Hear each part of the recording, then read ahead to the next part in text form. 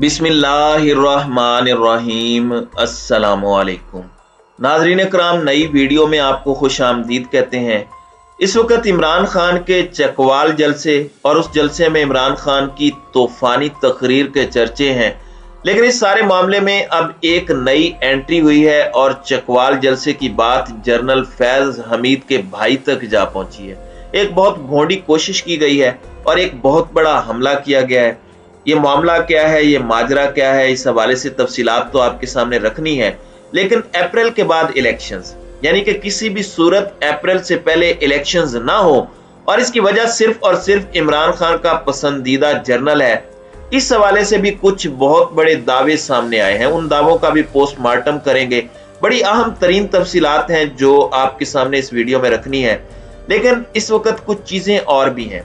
मुफ्ती किफायतुल्लाह एक काफी मकबूल करैक्टर हैं पाकिस्तान की पॉलिटिक्स के और बड़े वोकल रहे हैं, एक बड़े मारूफ सियासतदान हैं। उनका ताल्लुक JUI फजलुर रहमान से है, बड़े सीनियर पॉलिटिशियंस हैं और उनकी तकारीर चाहे वो इमरान खान के खिलाफ हो या एस्टेब्लिशमेंट के खिलाफ हो, बड़ी वायरल भी होती रही हैं।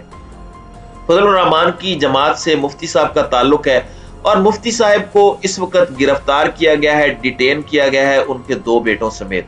और इस वक्त सोशल मीडिया का एक ट्रेंड चल रहा है कि मौलाना फजलुर रहमान इस वक्त कहाँ हैं, मौलाना फजलुर रहमान को उनके लिए आवाज उठानी चाहिए। सही है या गलत है, उन्हें डिटेन क्यों किया गया है? उनकी कुछ तस्वीर भी सामने आई हैं, ये पहले भी अरेस्ट रहे हैं और कुछ तकारीर की वजह से भी और कुछ अपने मामलात की वजह से भी।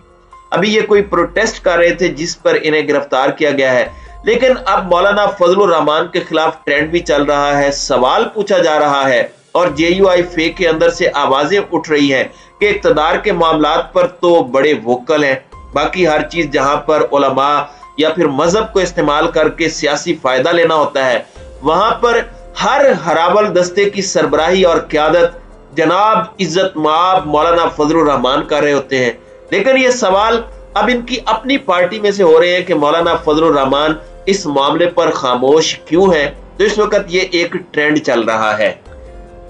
नाज़रीन कराम, अब दूसरी जानिब की बात करते हैं। इस वक्त नेशनल लेवल पर जो पॉलिटिक्स हो रही है, बहुत से लोग ये कह रहे हैं कि इमरान खान की जो जारहाना तकरीर है, इमरान खान की जो जारहाना इनिंग्स है, जिसमें कहा कि मिस्टर X मिस्टर Y कौन होते हैं जो खुफिया नंबरों से कॉल करें, इसे वापस धमकियां दो, इसे वापस डराओ, इससे डरो नहीं, खौफ का बुत तोड़ दो। मैं DG ISPR से भी सवाल पूछता हूं। इसका मतलब यह है कि मामलात अभी तक मुकम्मल तौर पर सेटल नहीं हुए और मुक्तदर हलकों के साथ जो इमरान खान के मुज़ाकरात हैं वो खुशगवार नहीं रहे। अब यहाँ पर एक पूरा नैरेटिव बनाया जा रहा है कि पिंडी प्लान पर अमल दरामद इस वक्त शुरू हो चुका है और इमरान खान अपनी मर्जी का आर्मी चीफ लाने पर इस वक्त बज़िद हो चुके हैं। इमरान खान ने बहुत सख्त पोजीशन ली हुई है, वो अपने पत्तों को सीनों से लगाए हुए हैं। दूसरी जानिब शहबाज शरीफ नवाज शरीफ को एक एक चीज बताकर अपनी पॉलिसी बना रहे हैं और इस वक्त सूरत हाल ये है कि मुकम्मल तौर पर अगर हम बात करें कि नैरेटिव की जंग है, इसमें PMLN के जो सहाफी हैं वो भी एक्टिव हो चुके हैं। एंटी इमरान और एंटी इस्टेब्लिशमेंट लोग, इन्होंने शुरू में कहा कि इमरान खान के मुज़ाकरात शुरू हुए हैं, सेटलमेंट हो गई है इस्टेब्लिशमेंट के साथ, फिर अचानक इन्होंने ट्विस्ट मारा और इन्होंने कहा कि इमरान खान की तो बड़ी नाखुशगवार मुलाकात हुई है मुक्तदर हलकों के साथ और ये तमाम तर चीजें हुई हैं। अब यहाँ पर कुछ चीजें और भी हैं। मैं इस मामले पर आता हूँ कि अप्रैल वाली तैनाती और इस हवाले से जो प्रोपोगेंडा हो रहा है, जो दीगर तमाम तर चीजें हो रही हैं, वो क्यों हो रही हैं, उसकी वजह क्या है, इस पूरे मामले को हम तफसील से एनालाइज कर लेते हैं। लेकिन सबसे पहले एक पूरा मुनज़्ज़म प्रोपोगेंडा किया जा रहा है और इससे पहले भी ये किया जाता था। लेफ्टिनेंट जनरल फैज हमीद का ताल्लुक चूंकि इस एरिया से है जहां पर यह जलसा हुआ है और उनके भाई के हवाले से जो नायब तहसीलदार हैं, उनकी प्रमोशन सही नहीं हुई। ये पहले भी इनके खिलाफ ऐसी बातें होती रही। उस वक्त भी जब असद तूर पर तशद्दुद हुआ था, उस वक्त भी कहा जाता था कि ये असल रीजन थी असद तूर पर हमले की या तशद्दुद की, क्योंकि असद तूर ने एक खबर दी थी कि चकवाल के तरक्की पाने वाले नायब तहसीलदार नजफ हमीद कौन है और ये खबर क्यों डिलीट की गई।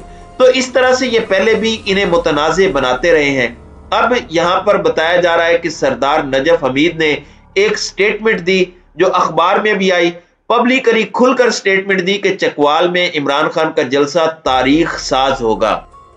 अब इस पर शमा जुनेजो मंजर आम पर आई, मैदान में आई और उन्होंने लिखा कि कप्तान का जलसा तारीख साज बनाने के लिए चकवाल के सरदार नजफ भी पेश थे। सरदार नजफ हमीद कप्तान के एक पसंदीदा जनरल के भाई भी हैं, बूझो तो कौन। यानी ये डायरेक्टली जनरल फैज हमीद के साथ लिंक उन्हें कर रहे हैं कि वो उनके भाई हैं। चकवाल से कप्तान के पसंदीदा जनरल के भाई सरदार नजफ हमीद कप्तान के जलसे को कामयाब बनाने के लिए रैली निकाल कर ले जा रहे हैं। अब ये खबर भी इन्होंने दे दी। अब इस सारे के सारे मामले के अंदर कुछ चीजें हैं जो बड़ी इंपॉर्टेंट हैं। पाकिस्तान की पॉलिटिक्स में भाई भाई मुख्तलिफ सियासतें करते रहे हैं। आप देख लें कि मोहम्मद जुबैर और असद उमर, एक जो है वो पीटीआई के अंदर है, दूसरे मुस्लिम लीग नून में है। अगले दिन फिर शेखुपुरा की एक तस्वीर वायरल हुई, गालिबन शेखुपुरा का ही इलाका था जिसमें एक महल नुमा घर है, आधे घर पर पीटीआई के बैनर्स लगे हुए हैं, आधे पर पीएमएलएन के। लोगों ने काफी मजाक भी उड़ाया कि एक भाई इधर है एक भाई उधर है, तो आपको वफाकी हुकूमत से कोई काम हो तो सज्जे पासे जाएं, सूबाई हुकूमत से कोई काम हो तो खब्बे पासे जाएं। लेकिन पाकिस्तान की पॉलिटिक्स में ये होता रहता है और हर शख्स की अपनी आइडेंटिटी है। क्या एक जनरल जो है उसके घर वाले घर बैठे रहे, वो कोई काम ना करें? इससे पहले भी पाकिस्तान की मिलिट्री में बहुत से लोग सर्व करते रहे हैं और उनकी अपनी फैमिली मेंबर्स पॉलिटिक्स कर रहे थे और इसमें कोई हर्ज भी नहीं है। मतलब आप इसे लिंक कर रहे हैं, ये एक भौंडी कोशिश है। ये पाकिस्तान के एक हाजिर सर्विस लेफ्टिनेंट जनरल के खिलाफ जो इंटीग्रिटी है उसे अंडरमाइन करने की एक साजिश है। हमारे लिए तो सारे जनरल्स काबिल इज्जत हैं, खास तौर पर जो इस वक्त सीनियरिटी लिस्ट में है, जो नेक्स्ट चीफ की लाइन में है। तो ये बड़ा सेंसिटिव इशू है और मैं इस पर हमेशा बात करता रहा हूं कि पाकिस्तान की आर्मी इंतहाई प्रोफेशनल इदारा है, इसमें इस तरह की चीजें इनका नोटिस लेना चाहिए। अब पूरे का पूरा एक नैरेटिव बनाने की कोशिश की जा रही है। मैं आपको इनके कुछ तजियाकारों के कुछ बयानात पढ़कर सुना देता हूं जिससे आपको समझ लग जाएगी कि अब ये किस तरह से पाकिस्तान तहरीक इंसाफ के मुक्तदर हलकों के साथ जो बैकडोर रवाबित हैं उन्हें भी इफेक्ट करना चाह रहे हैं, उन्हें भी इम्पैक्ट करना चाह रहे हैं और ये बिल्कुल भी नहीं चाहते कि मामलात ठीक हो। चीफ साहब की सदर आरिफ अलवी के साथ मुलाकात हुई है, कप्तान की बाजवा से कोई मुलाकात नहीं हुई। अलवी साहब ने उन्हें अपने पास बुलाया जो चाहते हैं कि उनकी तस्वीरें ना आए। जाहिर है ये डीजी आईएसआई की बात कर रहे हैं कि जब वो गए तो वहां पर कप्तान भी थे, मुलाकात भी हुई, मगर वो अच्छी नहीं रही। ये शमा जुनेजो का पहला दावा है। फिर ये कहती हैं कि 6 नामों में से मुझे पता है कि कप्तान को एक नाम पर बहुत तकलीफ हो रही है क्योंकि वो साबिक सदर आसिफ अली जरदारी के साथ काम कर चुके हैं और 90 दिनों के अंदर इलेक्शंस कैसे होंगे क्योंकि अभी तो सैलाबी पानी नीचे नहीं उतरा। स्टेशन कहां बनाएंगे? तकरीबन 80% सिंध और बलूचिस्तान डूबा हुआ है और 2 से 3 महीने लग जाएंगे इस पानी को नीचे जाते हुए।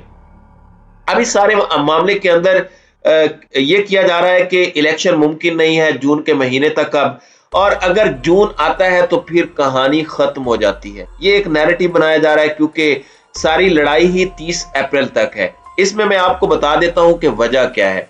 खान साहब रैशनल होकर नहीं सोच रहे, उनकी इलेक्शन के हवाले से कैलकुलेशन ठीक नहीं है। ये 30 अप्रैल तक की कहानी है, ये इनका कहना है। इमरान खान एक जनरल को जो 30 अप्रैल को रिटायर हो रहे हैं, उनकी रिटायरमेंट से पहले पहले इलेक्शन चाहते हैं ताकि वो आकर उन्हें चीफ बना दें। तो ये भोंडी कोशिश जो शमा जुनेजो साहबा कर रही हैं, नजफ हमीद के मामले को इन्होंने लिंक किया है और नैरेटिव जो दिया जा रहा है वो इन ट्वीट्स के स्ट्रक्चर से बिल्कुल वाजे है।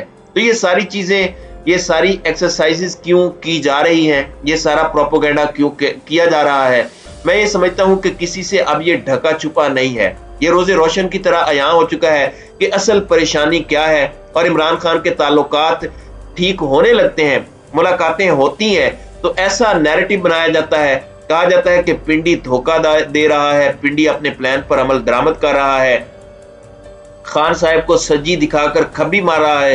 तो गोया ये मुसलसल एक लड़ाई की फिजा कायम रखना चाहते हैं और यही इस वक्त नून लीग के हक में है। तो नाज़रीन इकराम, आपकी इस वीडियो के हवाले से क्या राय है? अब अपनी राय का इजहार कमेंट सेक्शन में जरूर कीजिएगा।